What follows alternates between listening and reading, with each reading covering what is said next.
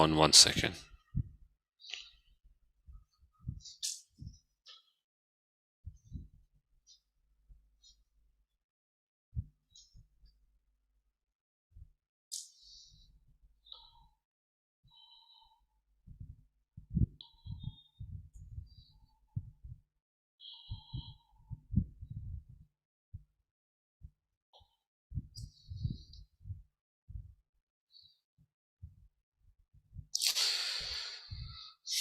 So ठीक है, we passed paper. हम I think we had reached question number 14, right?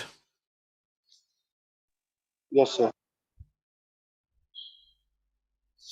अच्छा, so we're going to start with question number 14. It's the same one, February March 2021. इसका देख लेते हैं कि starting with this question, right? The question is, which row correctly describes one property of barium and one property of barium oxide? So this one inorganic question again. So it's barium, and you've got barium oxide. Okay, so you have to compare them. Observation when barium metal is added to water. So will it react? मुझे तो reactivity down the group. Would it increase or decrease for group 2? Please. ठीक है, remember metals की reactivity increases. So barium is kind of very reactive. और barium जो है ना, that would react with water. It's going to react with H2O, and it would produce barium hydroxide. And remember, hydroxides the solubility of hydroxides also increases down group 2. So barium hydroxide would be produced. It's very soluble. So it's kind of very soluble. So the pH, it's going to be very basic. Okay. Observation when barium metal is added to water. So H2 gas bubbles would be formed, a few gas bubbles on the metal surface, or rapid effervescence. Which one? It's reactive, right? Yes, sir. Okay, so it is reactive. Down group 2, the reactivity increases, and since it is reactive, so rapid effervescence would be seen. So what about the pH? The pH of the solution obtained when a spatula measure of barium oxide is added to water. Remember, barium oxide or hydroxides, they are very soluble. If you add barium oxide to water, it's a very soluble oxide. It would turn into barium hydroxide, which dissolves quickly, and it produces a lot of OH ions. So the pH is strongly basic. So option D would be the correct option for this question. Okay, is this clear? Yeah. Yes, sir. So now the next one, you've got an anhydrous white salt Z is heated strongly for 30 minutes. So we don't know what the salt is. A mixture of gases is given off. The solid remaining in the test tube is then dissolved in a small volume of hydrochloric acid. The addition of a few drops of dilute sulfuric acid to the test tube causes a white precipitate to form. So it's a long story. Let's try to break it up. Okay, what's going on? Let's start with there's a white salt Z, and it is heated strongly. So let's assume all of them are salt Z's. So if they are heated strongly, क्या होगा? They would all decompose, right? This would form barium oxide. This would form barium nitrate, would also form barium oxide, right? Magnesium carbonate would form magnesium oxide, and magnesium nitrate would also form magnesium oxide. Okay, every time the other thing would be different. I mean, the first one, it's going to be barium oxide plus carbon dioxide. In the second one, it's going to be barium oxide plus NO2 plus O2. Over here, it's going to be magnesium oxide plus carbon dioxide, and this would be nitrates को decompose करो तो NO2 और O2 बनता है, ठीक है? The mixture of gases is given off. That's fine. The solid that remains in the test tube is then dissolved in a small volume of hydrochloric acid. So let's dissolve it in hydrochloric acid. So HCl के साथ react करने के बाद this would turn into barium chloride. ये भी HCl के साथ react करने के बाद it would form barium chloride, right? This one would also form, I mean, both of them would form magnesium chloride. Let me just correct this. I said this would also form magnesium chloride, and this would also form magnesium chloride. ठीक है, सारा clear है? They all Yes, form. sir.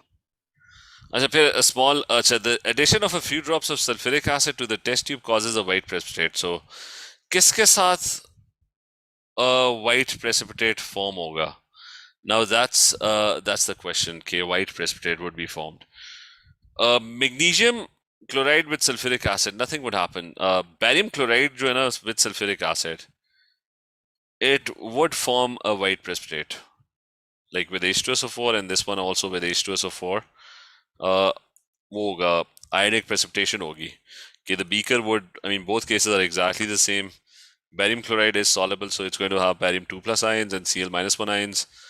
And there's sulfuric acid में H plus 1 and SO4 minus 2 ions है. So Ba and SO4, a white precipitate would be formed in this case. Is this clear?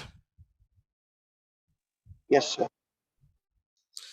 So which substance could be Z? So it could be A or it could be B. Both options are correct. अच्छा इस case के अंदर it's not going to form a, क्योंकि MgSO4 अगर बनेगा भी ना it's a soluble salt. So in that case, even if you add H2SO4, nothing would happen. ठीक है? Is this clear? Yes, sir. अच्छा, but coming back to this, the addition of a few drops. Remember, the only differentiating factor is कि उसने कहा था कि first point में, because how do you differentiate between the two? They have exactly the same results. The only differentiating factor is this mixture of gases. कि multiple gases produce हो रही हैं. तो carbonate के अंदर the only other gas that would be produced is going to be carbon dioxide, right? जबकि nitrate के अंदर there would be two other gases that would be produced, NO2 and also O2. So over here that you'll have two different gases. Is this clear?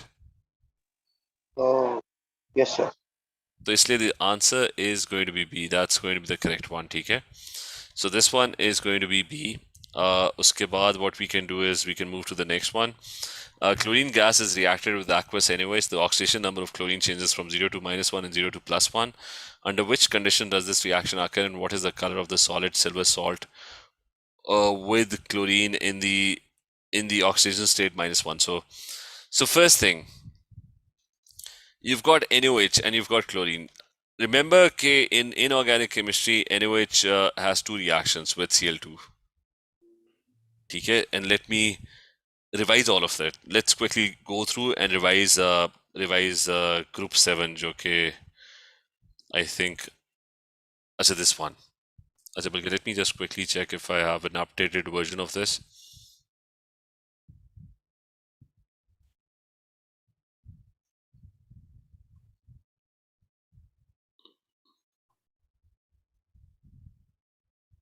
ठीक है, of inorganic. अच्छा this is inorganic. Ah, अच्छा that's my updated version. So I'm going to quickly revise all of our inorganic reactions very quickly. And we're going to focus on group 7. Okay, so group 7 is this one. You need to know the colors of the halogens: fluorine, chlorine, bromine, and iodine. Which one is yellow, green, orange, brown, red, brown, or blue, black solid? So, or purple vapor. The melting points keep on increasing. This one, the top two are gases. Bromine is a liquid, iodine is a solid, and the reason for that is that that the melting and boiling point, they continue to increase because you've got more van der Waals forces. Smaller atoms, they make stronger bonds, so that's about that. The electronegativity constantly decreases. Like fluorine really likes to gain electrons, but iodine, on the other hand, it's a bigger atom, so its attraction for electrons is not that strong. So electronegativity decreases down the group, and they become weaker oxidizing agents, less easily reduced. Iodine doesn't really like to gain electrons because the nucleus is very shielded. There are lots of electrons already around iodine, so it's very hard for it to gain more electrons. Now this one, we're talking about this particular reaction, the one that's over here. He's talking about chlorine reacting with NaOH. There are two reactions. One is with cold, the other one is with hot concentrated NaOH. And if the temperature is greater than 70. So there are two different reactions that would happen. In the first one, it's going to form NaCl, NaClO, and H2O. In the second one, sodium chlorate 5 is going to be produced because if you react it in at high temperatures, chlorine over here will get oxidized a lot more. It's going to form a +5. It's going to have a +5 oxidation state. So coming back to this, I'm going to write down the reaction with cold NaOH, and the reaction would be NaCl. It's going to be NaClO, and plus there's going to be water that is going to be produced. So that's what's going to happen. It's going to NaCl would be Cl would be -1, and Cl over here would be +1. So there's going to be +1 and -1. So this happens when you have a cold dilute alkali, right? And then he's talking about a solid silver salt where Cl is -1. So Ag is +1, Cl is -1. So you need to know what the colors are. So colors of the salts, of the Cl salts, I mean, they must be given over here as well. So the colors are, with Cl, Ag +1, you get a white precipitate. With Br -1, you get a cream precipitate. With I -1, you get a yellow precipitate. So he was talking about the colors. So you're going to get a white precipitate, which is soluble in excess NH3, which dissolves. The Br -1 with Ag +1, it forms a cream precipitate, doesn't dissolve in dilute, but does dissolve in concentrated NH3. I -1 gives you a yellow precipitate. So the answer would be white, and the option that would be correct is going to be A. TK, is this clear? Yes, sir. So now the next one is when concentrated sulfuric acid reacts with sodium iodide, the products produced are sulfur iodine and hydrogen sulfide and sulfur dioxide. Which statement is correct? So let's revise this reaction as well. That remember that when you move down the group, they become better reducing agents. Like I mean over here. Like who wants to lose electrons? Like I -1 is a big ion. It's a big in size, it's a bigger ion, so it really likes to lose electrons because the electrons are really far away from its nucleus. So bigger ions, you've got more shielding, so they lose electrons very easily. So they're really powerful reducing agents. They get oxidized very easily. Smaller ions like a fluorine atom or ion, it would be very hard for it to lose electrons because it's a small atom, small ion. The electrons are not very shielded and they're very close to the nucleus, so they're very strongly attracted to the nucleus. So difficult for fluorine to lose electrons. So down the group, the strength of reducing agents, it increases. So that kind of means that if you've got NaCl and H2SO4, Cl -1 doesn't really like to lose electrons. So at the end of the day, you still have Cl -1. There is no redox reaction because the Cl -1 is not willing to lose electrons. So instead, you get a displacement reaction, which is this one. Only displacement happens. But when you go down the group, Br -1 and I -1, they tend to lose electrons. They become good reducing agents. You got a bigger ion, and a bigger ion would lose electrons very easily. So if you've got NaBr, the Br -1 would lose electrons and it would end up forming Br2. So, and sulfur over here, which is +6, would end up gaining electrons to form SO2.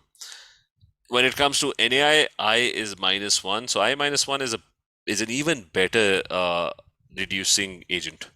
It loses electrons very easily. So sulfur is the one that gets ends up gaining electrons, turns into SO2 or S or H2S. So all these products are formed because I -1 is a pretty good reducing agent. Is this clear? Yes, sir. Tiki, you must remember this. So coming back to this, which statement is correct? Hydrogen sulfide is the product of a reduction reaction. I think that is correct. It's because your H2SO4 turns into H2S. In H2SO4, S is +6. Like you can try and calculate the oxidation state. S over here is -2. So it is a product of a reduction reaction. It is. I mean, I can't find anything wrong with that. So that is true. But we can sort of go through all the options and see if they are all incorrect. B is Iodide ions are strong oxidizing agents, which is wrong. They're actually losing electrons. I-1, iodide, is the one that's losing electrons. Anything that loses electrons, that's a reducing agent, not an oxidizing agent. Sulfur atoms from the sulfuric acid are both oxidized and reduced, which is wrong. They're actually reduced. Like H2SO4 turns into sulfur. So you go from +6 to 0. So that is reduction. That is clearly reduction. And you've got sulfur atoms are oxidized to make sulfur dioxide, which is also wrong because H2SO4 turns into sulfur dioxide. That's sulfur is +4. So that's another reduction that's happening. +6 to +4. Is this clear? Yes, sir. So next is you've got NO, NO2, CO, and unburned hydrocarbons. This is about the catalytic converter. NO, NO2, CO, and unburned hydrocarbons are present in the exhaust gases of internal combustion engines. Catalytic converters are used to remove these compounds from the exhaust gases. A redox reaction occurs. What happens to each compound in the catalytic converter? So the first thing is these compounds, NO and NO2, they both are converted to N2. That's reduction because they're losing oxygen. So they both get reduced. So it's either going to be C or D. Carbon monoxide is converted into carbon dioxide, and the same goes for the unburned hydrocarbons. They're also converted into carbon dioxide. So that's oxidation. They get oxidized. They gain oxygens. So it's going to be C. Is this clear? Yes, sir. You've got methylamine has similar chemical properties to ammonia. Methylamine reacts with hydrogen chloride to form a white crystalline salt. A sample of methylamine chloride is heated with NaOH. So what are the products? So he's saying it has the same properties as ammonia. So what would ammonia do with HCl? So we're going to think of this reaction as if it's a reaction with ammonia. So ammonia with HCl. Ammonia with HCl would form NH4 plus 1 Cl minus 1. Right?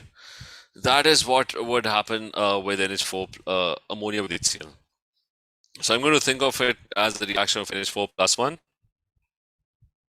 Cl minus 1, like ammonium chloride. I'm just going to ignore the methylamine because he said that they had the same properties. Let's react it with NaOH. When an ammonium salt reacts with a base, what happens is a salt is produced, which is in this case would be NaCl plus water would be produced, and there's going to be ammonia gas that would be produced as well. Okay, so these things are going to be produced. Over here, ammonium ion acts as an acid. So why is it an acid? Because the reason it's an acid is because it's capable of releasing an H plus 1. So what it did was it turned into ammonia. So it lost an H plus 1 ion. It is behaving as an acid. Meanwhile, the OH ions, they are behaving as a base because they ended up gaining an H plus 1. So it's an acid-base reaction. So what are the products? The products are going to be a salt, which in this case would be, it should be sodium chloride. There's going to be water. So that's water over there. And instead of ammonia, I mean, we start off with ammonia. So in this case, you'll get methylamine. So the answer would be D. So I just replaced methylamine with ammonia because he did say that they had similar chemical properties. So we did everything with ammonia, and I just at the end of the day, you can just replace ammonia with methylamine again. So that is going to be your result. Is this clear? Yes, sir. As a Baki, next one is you've got Yevoska again. Organic. So you've got structures of citric acid and isocitric acid. Okay, so you got these structures. How many chiral centers does each acid possess? First thing, what's a chiral center? A chiral center are stereoisomers. Stereoisomers like your two hands. They're mirrored versions of each other. They look the same, they kind of look the same, but they're different. Like your two hands are mirrored versions of each other and they're non-superimposable. No matter how you turn your right hand, it will not look like your left hand. Like if you have a glove and that glove says right hand, you can only insert your right hand into that glove. You can't put your left hand into that glove. So they are non-superimposable mirror images, and for organic molecules to behave in that way, they need a chiral center. A chiral center is the one. So a chiral center is the one that has four different groups attached to it.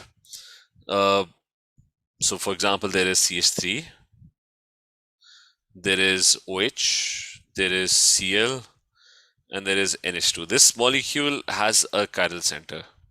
So there's going to be another version of this molecule which is going to be a reflected version of this, a mirrored version of this. So in these molecules, can you spot any chiral centers? The first one, I mean, you have to draw this molecule completely. Like it's very hard to actually figure out chiral centers when you're looking at it this way. So the first one is CH2OH. So I'm going to just draw everything CH2. And there's going to be serial bond ON, OH. So I'm going to draw a displayed formula. Then the bottom part over here is there's a COH and COOH. So C with OH in brackets, that means it's a branch. And then you've got a serial bond ON, OH. And then the bottom is again CH2.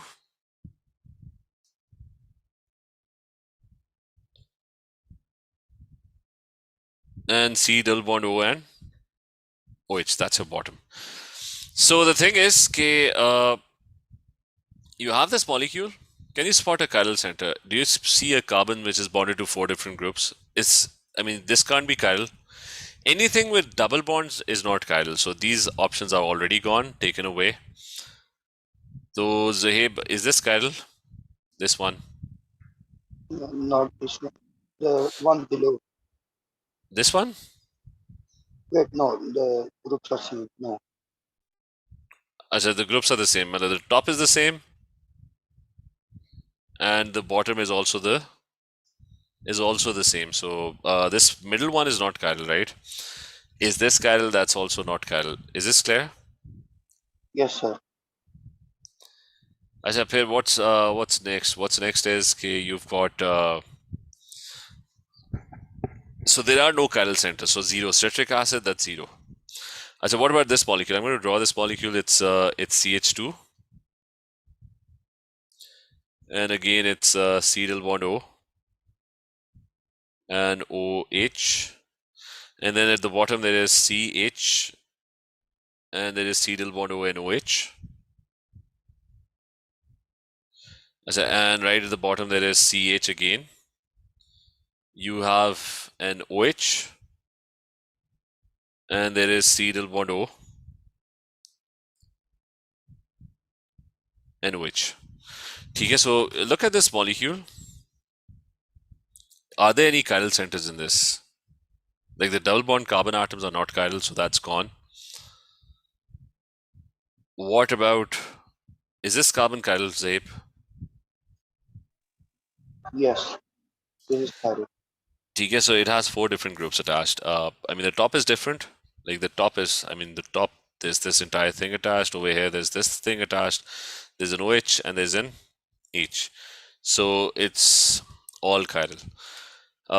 What about this one? Is this chiral? Yeah, this is also chiral. So this is also chiral because all four sides are different. Top is this, bottom is this side is this side is this. This is not chiral, okay, because it's got two H's. So this molecule over here has two chiral centers, and the answer is going to be D. Clear? Yes, sir. Achha, now this question, how many tertiary alcohols have the molecular formula C6H14O? So remember, you've got 6 carbon atoms, right? And it's an alcohol. So how many alcohols can be tertiary alcohols? Now for a tertiary alcohol, the minimum condition is that the carbon that is bonded to the OH group, this carbon should be bonded to 3 different carbon chains. Not different, but 3 carbon chains. So that's the minimum requirement. How many carbons do we have? We've got 6, right? So what I can do is I can put the 6 carbon atoms. I mean, now I have 6, right? It's a tertiary alcohol. Is this clear? Yes, sir. So this one is a difficult question because you have to figure out all the combinations now. So another combination could be that you could have, I mean, starting off with this tertiary alcohol. So you could have this arrangement that on one branch there are 3 carbon atoms. I mean, so the arrangement is that one side there's 3 carbon atoms, one side there's 1 carbon atom, one side there is 1 carbon atom, right? You could have this arrangement. You could have 1 carbon atom on one side. You could have 2 carbon atoms over here, and you've got 2 carbon atoms over here as well. Achha, is there any other arrangement for this? 2 carbon atoms on the sides, like Nahi, the each top? carbon atom. Nahi, One they to the can't. top, one to the left, one to the bottom. नहीं लेकिन 6 करने हैं ना, there can't be any Oh, possible yeah, other right. arrangement Yeah, क्योंकि it's yeah. either 2 carbons, 1 carbon on one side, or it could be 3 carbons and 1 carbon on one side. ठीक है? You can't really have 4 carbons because then it won't be a tertiary alcohol. You would have to take out one of the carbon atoms from this side. So I think the only possible answer for this is 2. Because even if you, I mean, because at all cost I have to make it tertiary. Okay, he was looking for tertiary. That means all 3 sides there should be carbon atoms minimum. Now I'm only left with just 2 carbon atoms because 4 are already here. I need to make it 6, right? So the only possibility is even if I add 2 carbons on this side, that's again 3 carbon atoms on one side, 1 carbon over here, 1 carbon atom over here. So that's exactly the same molecule, just drawn in a different way. You clear? Sir, I have a question. Yes. What if we like shift like in the second, the diagram? What if we shift this branch to the second carbon atom? This one? Yeah, I mean to say like this So one and let's. this one. What if we shift it here? So ठीक है, I'll shift it there. ठीक है. So I've got OH, right? And you're saying you Okay. shift the carbon atom branch over here, right? Yeah, yeah. And let's keep this carbon atom over here. ठीक है. So is this clear? ये करना चाह रहे हो? हाँ, बस ऊपर वाला भी उधर ले जाए अगर हो सके तो. So let's bring that over there as well. ठीक है. So let's do that. Achha, but the problem is this is no longer a tertiary alcohol because for the tertiary alcohol, the carbon, just the one that has an OH group attached to it, it should be bonded to 3 carbon chains. It's not bonded to 3 carbon chains. On 2 sides there are hydrogen. ठीक है, is this clear? Right. Okay. Yeah. Yeah. Understood. Achha, so next is you've got this molecule over here. You've got part of the structure of this molecule given, right? And it is I bond think with. you missed the question behind. नहीं कोई नहीं है. अच्छा, sorry, I didn't do this one. Yep. अच्छा, this one. The diagram shows the structure of a bromo compound that may be formed by the reaction of bromine with a hydrocarbon. So bromine with a hydrocarbon.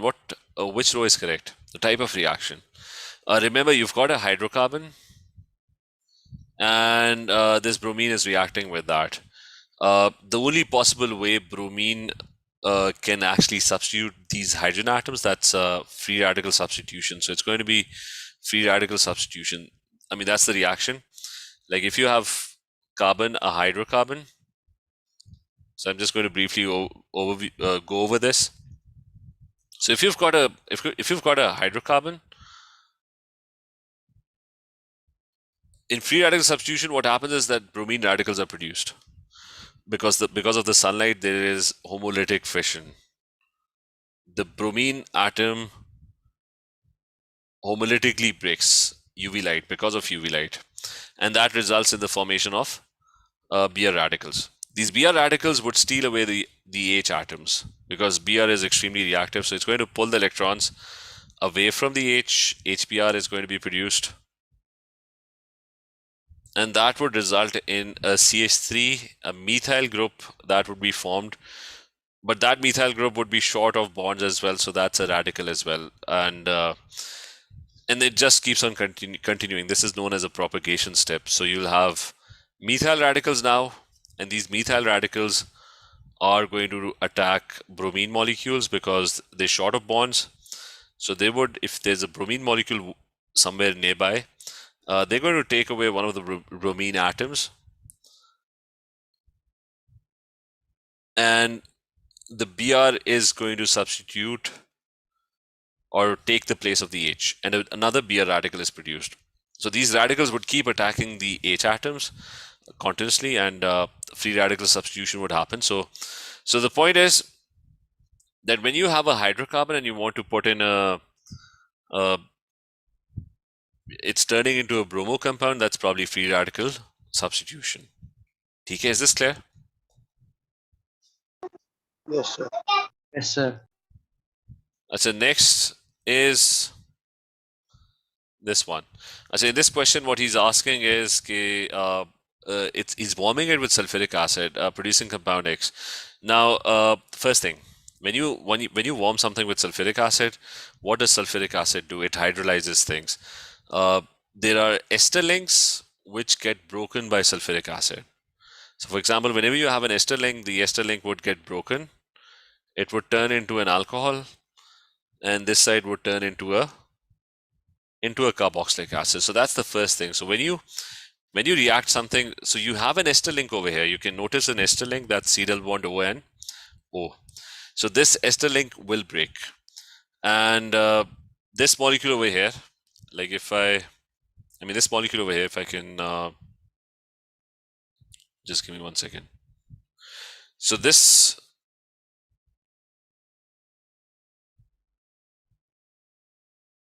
molecule, okay, just a second. Okay, let me break this again, just a second.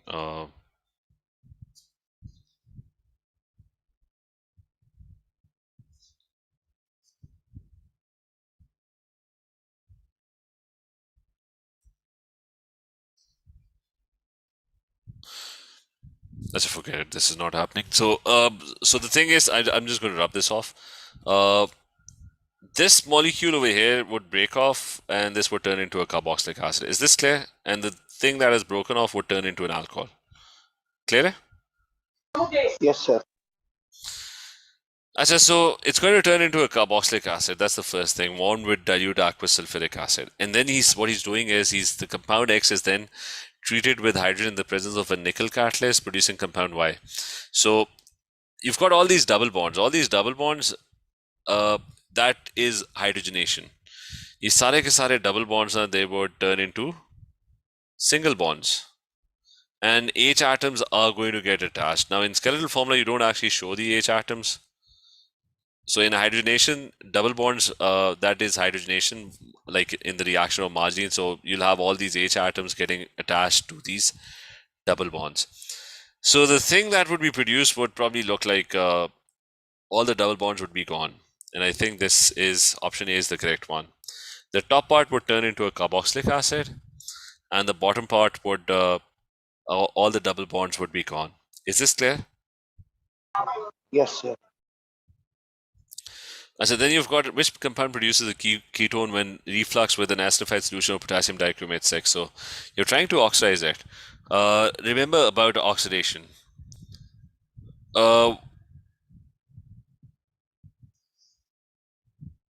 oxidation is, you need to learn about the oxidation of alcohols.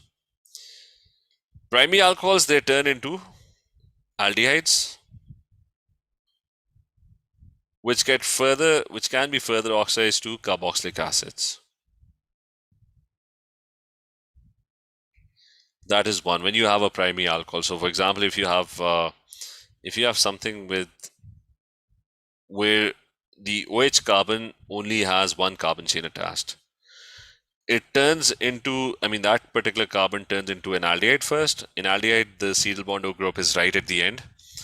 And then it eventually turns into a carboxylic acid. Now, the conditions for this are, I mean, you can oxidize it with KMnO4, acidified reflux, or K2Cr2O7. Both oxidizing agents would work. Or, and the same goes for this one. KMnO4, acidified reflux, and K2Cr2O7, right?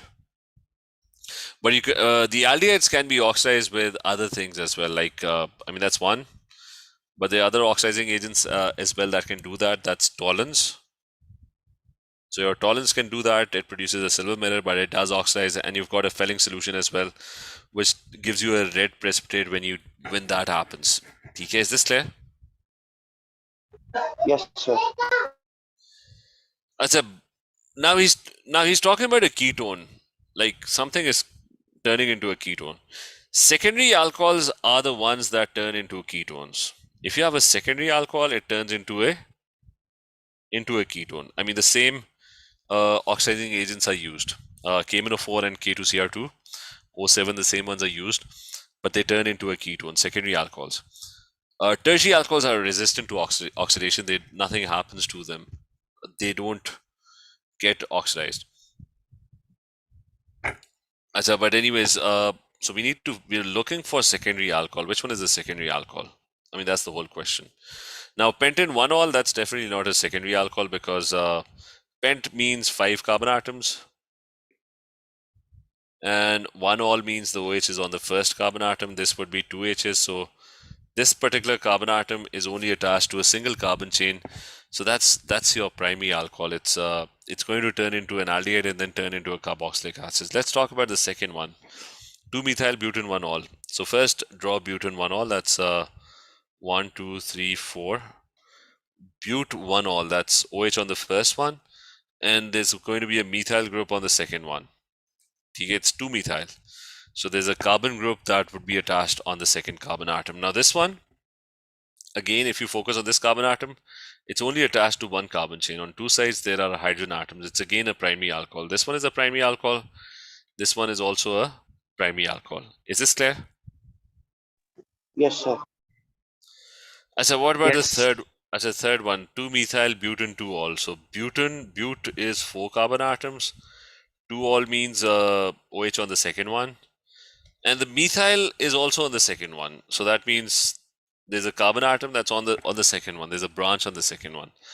This one is a tertiary alcohol because now you've got all three sides, you've got a carbon chain. So that's a tertiary alcohol. It's not going to get oxidized. So by default, I mean, this one is a tertiary alcohol. So the final answer would be D. Like if you try and look at D, it's going to be 3-methyl-butane 2-ol. So butane 2-ol. So the OH is on the second one, 2-ol, and 3-methyl. So it's on the third one. So if you focus on this carbon atom on one side it's bonded to an H, and on two sides it's bonded to carbon chains. So on two sides it's bonded to carbon chains. So this one is a secondary alcohol, and it will turn into an aldehyde. Sorry, a ketone. Is this clear? Yes, sir. So let's try and do one more. You have got a double elimination reaction. Which isomer produces only one hydrocarbon product? He's saying dibromo pentanes can undergo double elimination and to produce hydrocarbons. So it's got two bromines. They got eliminated, and it turned into an alkene. Remember, all halogenoalkanes, they have this elimination reaction with NaOH. Like if you have a bromine and the rest of the atoms are hydrogen,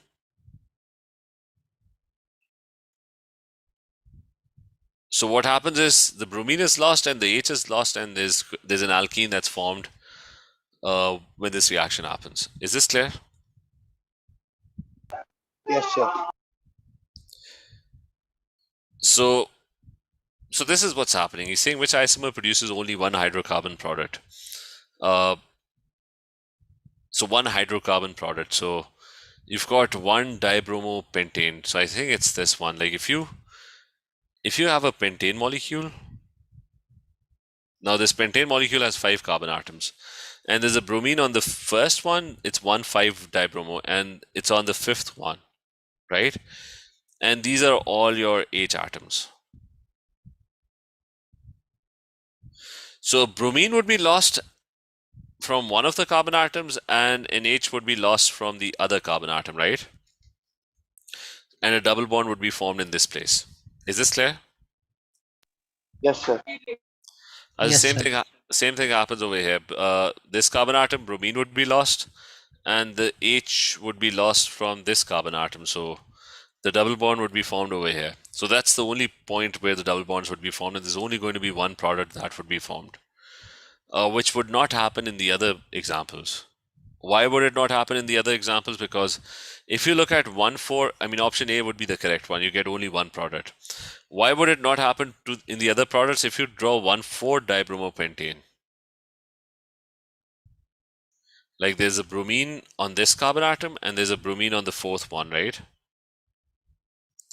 So on this carbon atom, bromine would be eliminated. And I mean, these are all H atoms. So this carbon atom over here, bromine would be eliminated, and an H would be eliminated on the next carbon atom right next door. So that's going to go. And a double bond would be formed right over here. Is this clear? Yes, sir. Acha, but when it comes to eliminating this bromine, you've got two choices. Bromine will be eliminated from this carbon atom.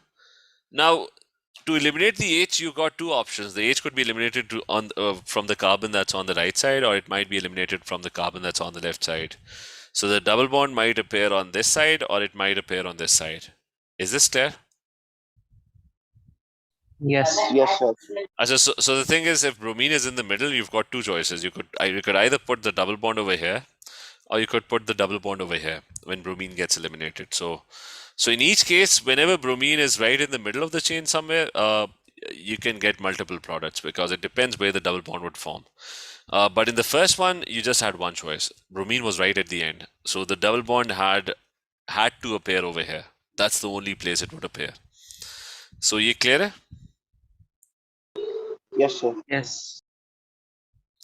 So ठीक है, let's stop here and we'll try and go through this in the next class. ठीक है? So we've done 25 questions and we'll try and complete the paper in the next class then. ठीक है?